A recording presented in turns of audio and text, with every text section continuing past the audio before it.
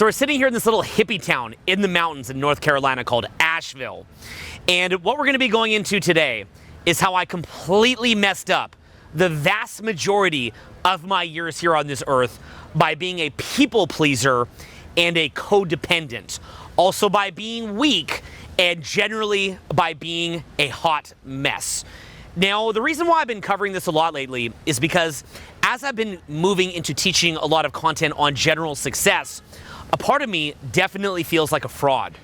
And the reason why is because there's a couple areas where I feel that I've done pretty close to a 10 out of 10. I mean, some of these areas I've committed my life to, and I feel like I can teach that at such an elite level.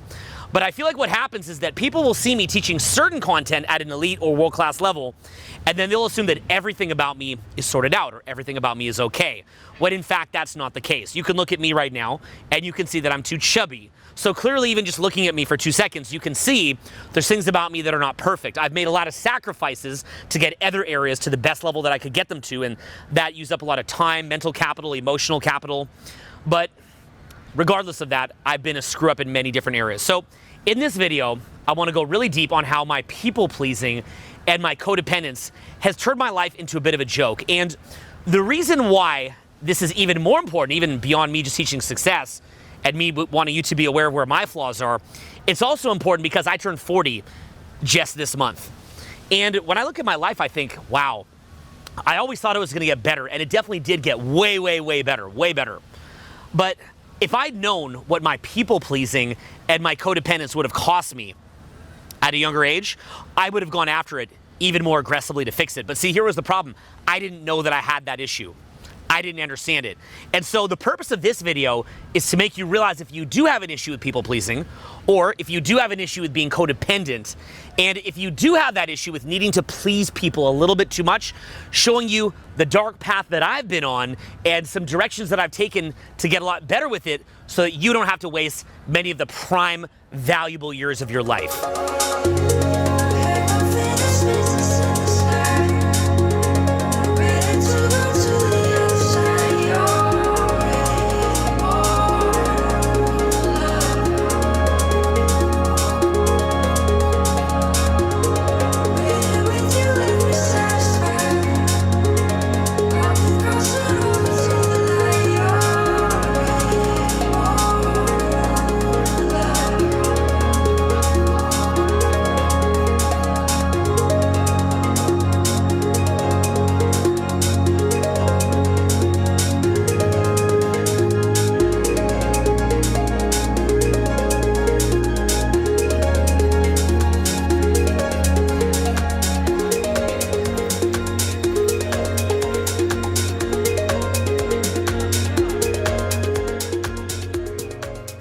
So the reason why I think I've got a bit of a unique story to share with you is because most people who come from where I came from, they don't really make it out. And I'm not trying to say one of those, I made out the hood kind of stories. That's not my life.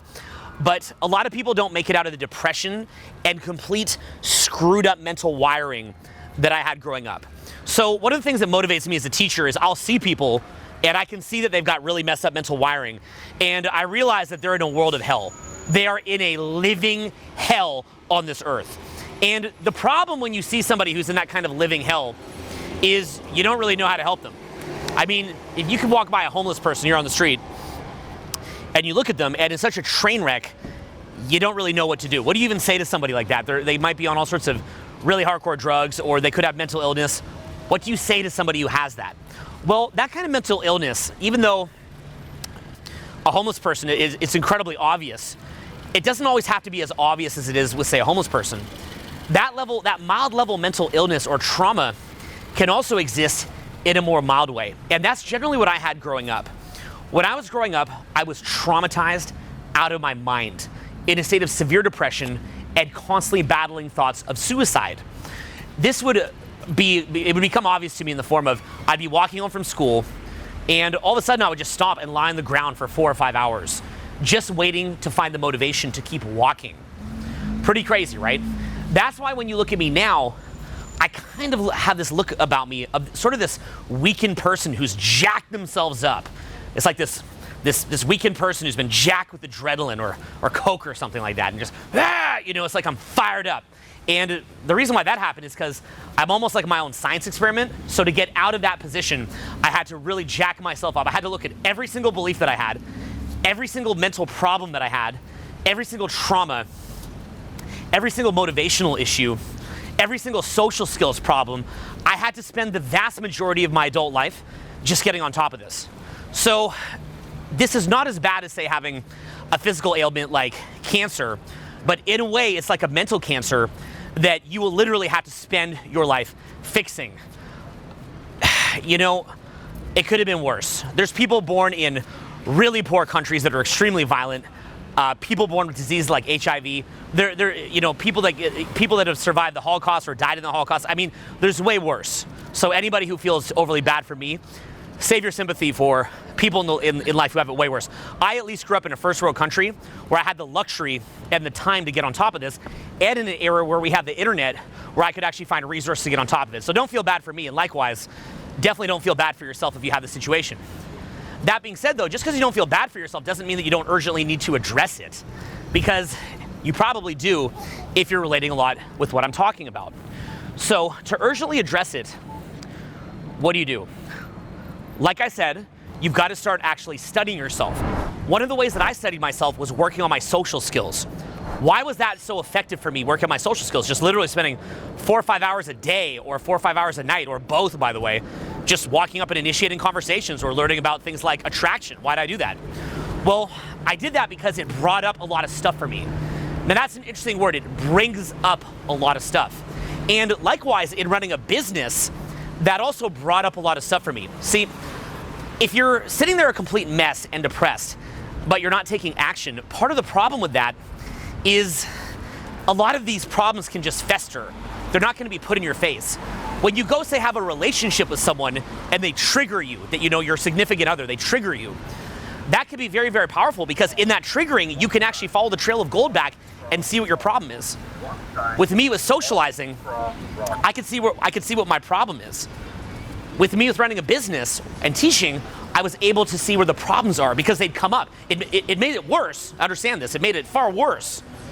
Taking somebody who's traumatized and throwing them in the deep end and saying, go learn how to socialize or date, that made it way, way, way worse. Really bad.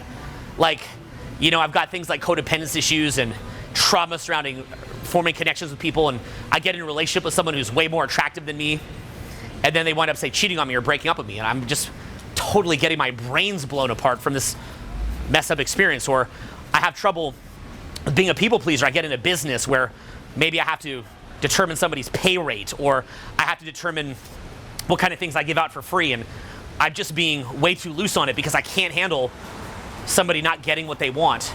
Or I have depression, and then I have to go, you know, put myself in front of hundreds of people and put on a smiling face. So these things definitely really, really challenged me, right? But what it did, like I said, was it brought up these different issues. So the first lesson that I'm kind of trying to sort of plant a seed for you here is, in my experience, what I found to be helpful in my journey was, if you have depression problems or any kind of general issues around codependence, around people pleasing, around just being a complete mess, like your brain is just messed up and miswired, I think that taking a lot of action and challenging yourself is actually, at least for me, was a better experience than just sitting there kind of navel gazing, say, purely in therapy, because that was what they initially tried to do to me. They tried to put me into alternate schools, give me antidepressants, give me all sorts of, you know, pump me up full of all sorts of weird pills and things like that. And, you know, the general mindset or way of thinking towards the whole thing was basically that I'm just like this broken person. Now, I'm not mad at anybody that tried to help me. Anybody that tried to give me medication, or anybody who tried to put me in some alternate school or school for depressed people, they're there to help me. They're not there to make my life worse. They're legitimately trying to help me. I appreciate anybody in my life that ever tried to help me. I just don't think it was the right way. I actually prefer the self-development way, and that's why I'm so keen on it, and that's why I like teaching it. You take some person who has difficulty socializing and socializing messes them up. I don't want them to just sit there taking some pill and feeling sorry for themselves. I want them to get out there and socialize and then start looking at what they're doing wrong. Somebody has a people-pleasing problem, put yourself in a position where you have to learn how to have boundaries. Somebody gets triggered by lack of faith in relationships or getting hurt in relationships, well, then go get another one. Let it mess you up, and then follow that sadness and that problem back along the trail of gold to the trauma and then fix it and work on it.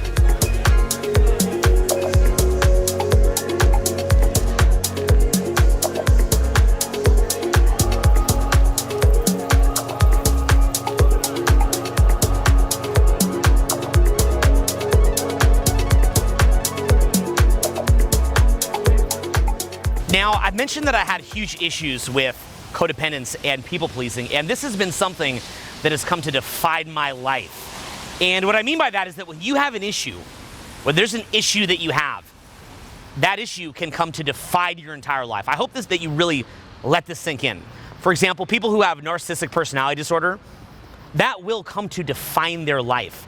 Likewise, if you have issues in depression, that can come to be the major defining factor of your life if you don't address it. Become aware of it and get help with it.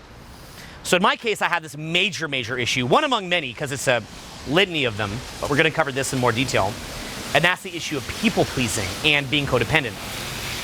So the way that this manifested for me was that when I was alone, before I could ever learn how to meet a significant other or how to have a fun single life dating, I would sit there fantasizing about what it would be like to be with somebody. I could be walking down a street like this, and rather than just enjoying the street or, a nice little rain, instead what I'd be thinking is what it would be like if someone was holding my hand and we were having a conversation together. I don't think that's a bad thing. I think we are social animals and that the world should be enjoyed with company, with fine company. I agree with that. That's why I want to teach you how to be better in those areas. But there's an area where there's a spot where that's healthy and a spot where it's not. And for me, where this basically came from was that growing up, my home life was pretty messy. And when your home life is messy and you feel abandoned at a young age and alone, what happens is you spend most of the rest of your life trying to do what's called reparenting yourself. Reparenting yourself. Or you try to find this essential love that you didn't get as a kid, and so you try to find partners who will feed you with that feeling of love. And there's an actual energy bubble kind of in your body that contains that high self-esteem or that love. And if it's been damaged, then that love energetically is just flowing out of you. Now, what I've just said there is very obscure and off the wall. I'm not going to spend the next 5 hours trying to explain it. I'll probably make some other 5-hour video explaining it. But for now, I would just ask you to accept it tentatively, okay? Because I wouldn't accept that if I heard it either. So basically, you have love is like this energy bubble in your body, and if it's been damaged, it leaks it, and it needs healing work. And also, you're very likely short on it in the first place. So whatever does get put in is like an empty bucket, and you're short on it. So you spend your adult life trying to reparent yourself, or to try to put yourself in a position where you get love. I could feel it where maybe I'd be kind of in intimacy with somebody, and my favorite part of it was being held in many ways, right? I like the testosterone aspects of it too, and the fun, the release, like anybody, right? Human. But a lot of it was the being held, and I felt like I was being fed. There was some people who I've been with where I would lie there being held for like 4 or 5 hours, and it felt really good.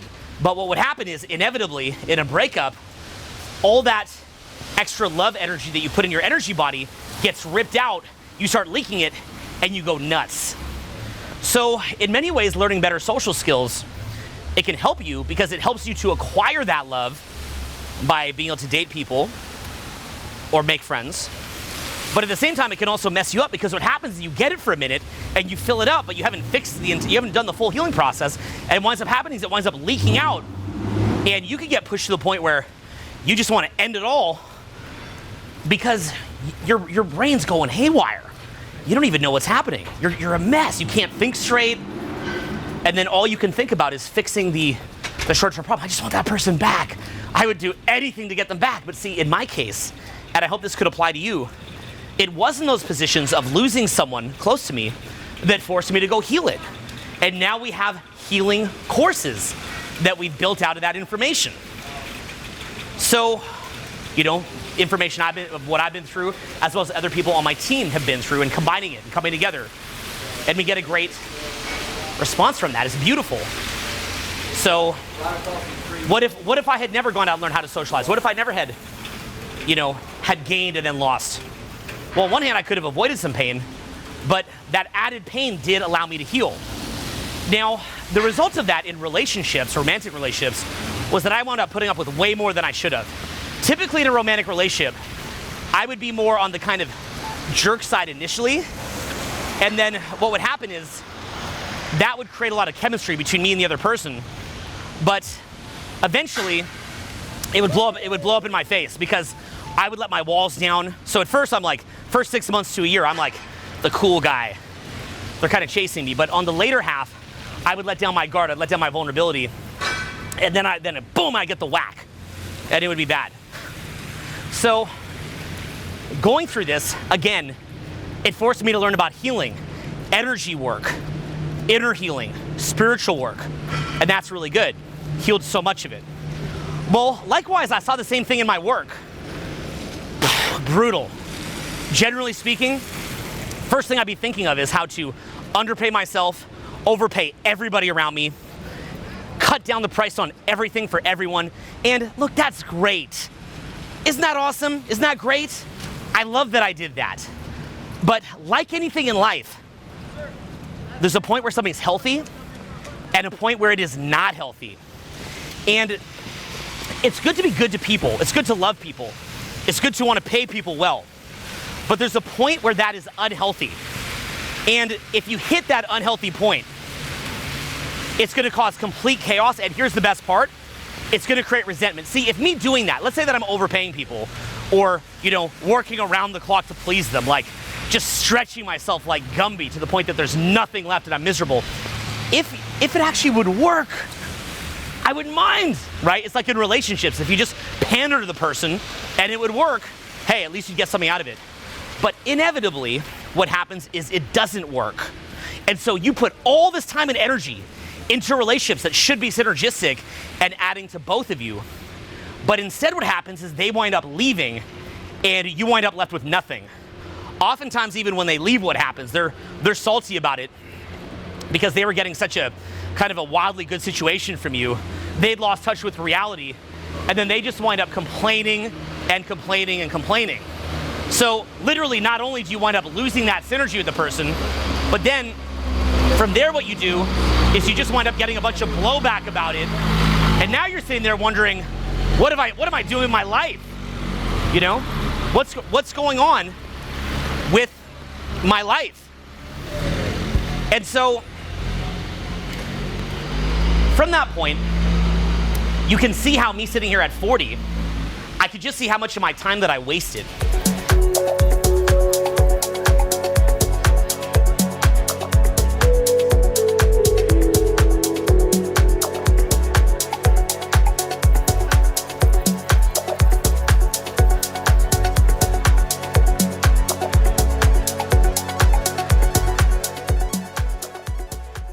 Now, here's the main key, and here's what I want you to get from this. What I want you to get is that time goes by and you don't get it back. So don't wind up like me sitting here at 40 where, yeah, I've accomplished a lot of cool things. It's great. But I could have accomplished way more, and I could have had more real happiness. You've got to be thinking about the opportunity cost that the people-pleasing is giving you. So step one is realizing that you have a problem in the first place. Step two is healing it. And step three is looking at that opportunity cost and actually using your time better. You got to be smart about this. So in my case, I just need to learn firsthand. There was something about me where other people could tell me that I'm doing this. Other people could tell me that I have these problems, but I just don't want to hear it. For whatever reason, I just can't hear it. People will tell me like, give up on this person or give up on that person, or they don't have your best interest in mind, Owen. I don't want to hear it. I'm like, no, they're great. I just can't hear it. Part of the problem with codependence or being a people pleaser is that you have so many good intentions towards other people and the world that you can't project into a possible reality where other people don't have that towards you. You think that I can't see how that could remotely be possible, that they could be thinking in that way. And part of what cements that is that a lot of people that are negative, observably negative, they're these super skeptics type personalities, super pessimistic, and people that are overly pessimistic, on the other hand, they also wind up messing up their lives.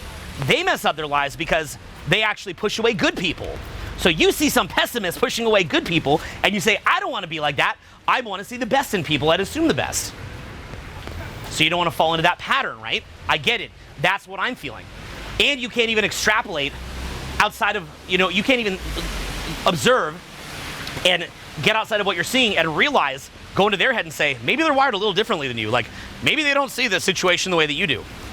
So, in conclusion, just as a way to fix this, what you've got to do is you've got to be auditing. And to audit, what you do is you say, what am I getting from this relationship?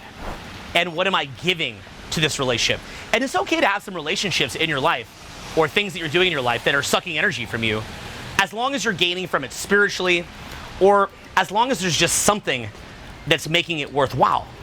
But at a certain point, if you're caught in this loop where, like I mentioned, you're just hurt and in pain, and you just need the people to stay there, and you can't lose, right? You can't draw a boundary because it would hurt you too much to draw a boundary. If you're in that point, no good at all. And likewise, if you're just doing it in an unhealthy, unbalanced way, also really just no good at all. So have that audit. Do an honest audit. And then here's what I would ask you. Imagine right now if you honestly just cut out every situation that wasn't healthy for you. Imagine if you did that. And you use your time with extreme efficiency. As an example, say you're dating someone, you have a significant other, and it's not feeding you anything. And you cut it right now and you put all that time into going out and learning how to meet new people. For all those hours that you'd spend being leached off of, instead what would happen, you should have all these new social skills, which then you could apply to get better at so many other things. Imagine if in your business, in a situation that's a mess, you got out of there and put all your focus into doing things right. I mean, look, even if you just put all that time in the gym, think of the possibilities. So part of my life as I've gotten older is learning the reestablishment of boundaries. And that's been a beautiful experience, learning how to reestablish boundaries. Very challenging. I remember the first few people I drew a boundary on, people that just treat me like dirt. Because by the way, when you're seeing things so positively and you suddenly start waking up to this, I was looking at YouTube, a guy named Ross Rosenberg. He has a book called Human Magnet Syndrome, very, very helpful. When you start looking at this, suddenly you start seeing what's happening. And you start seeing what's been holding you back. And your reticular activation system starts to zone in and kind of lock in on it. And once you start seeing it, you'll literally see that your entire life has been defined by the shortcoming that you have. Your whole life has been defined by it. And you have these webs of consequences in your life that, all these different aspects are being affected. Everything from your business life to your romantic life to your physical health, all being affected by it. You start seeing it. So you draw your first boundary. And in general, here's what you'll find. Ross Rosenberg talks about this. About half of people are mad that they're not getting this unfair deal out of you. They just leave your life. But the other half actually come back and they respect the new you. They respect that you have a boundary. But it's going to hurt when you do it. For somebody who's codependent and who's a highly sensitive person, who has depression and whose mind is miswired in a mess, if you draw a boundary, that literally can cost you piles of sleep, and you're just this complete mess. You could barely function. Say that you were to break up with someone. You just sitting there in the gym by yourself, or working on your business by yourself, or meeting someone new. I can remember breaking up with people who were not healthy or good for me at all.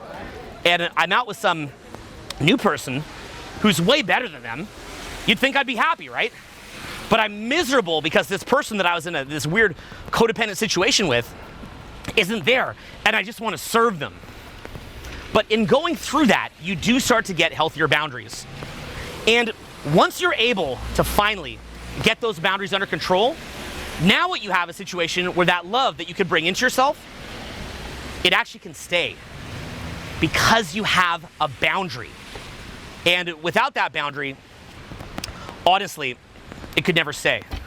But also what happens is that opportunity cost that you were losing, suddenly you can use your time more effectively and your life starts to get better. The ultimate consequence of this, and this is what I'll leave you with, because it is so powerful, is that once you have this down, what's going to happen is you're going to get to a point where you have so much value to offer that, you know what? People are going to be drawn to you like a magnet. And here's the ultimate bottom line. When you're using your time effectively, your value goes up. When your value goes up, you can now add boundaries. There's gravity that draws people to you, but you can also add boundaries and conditions to being able to relate with you. As you're able to define a relationship and have boundaries in place, your value goes up further, which then means more people will come and want to be a part of what it is that you have to offer. When that happens, you go up further, and more people want to come, be okay with your boundaries, be okay with you defining the relationship, and doing what they can to make your life better. Again, though, you need to have that mental capital, emotional capital, time capital in order to make this happen. And then what's happening? You've broken the cycle where you're moving down and desperately clinging. You've taken the pain of it. You've done the self-examination, and you've got to a point where you're moving up and you can reaffirm your boundaries and people will respect them. But you can't get to that point until you break the pattern. It's impossible. So you're gonna have to power through. But when you do, everything in your life is gonna get better. Financially, your personal relationships, your happiness, your experience of life, everything is gonna get better. So that's why I sat out here in the rain for you, because I love you, and because I may have problems of needing to do whatever it takes to please you, but also because artistically I thought this is a great metaphor for this issue that we're talking about today, of people pleasing, of being miswired, of going through pain. And I know for a fact that you can fix this. I believe in you. We're a team. And I wouldn't be sitting here, out here with you, unless I knew for a fact that this was gonna get better. So let's make a commitment. I've made a commitment to you, and let's make that commitment right back and reciprocate it. Come together as a team and get you to where you wanna go. Thanks very much. This has been an enjoyable first video here in Asheville, Carolina. I'm gonna go get some dinner. And I'll talk to you soon. Peace.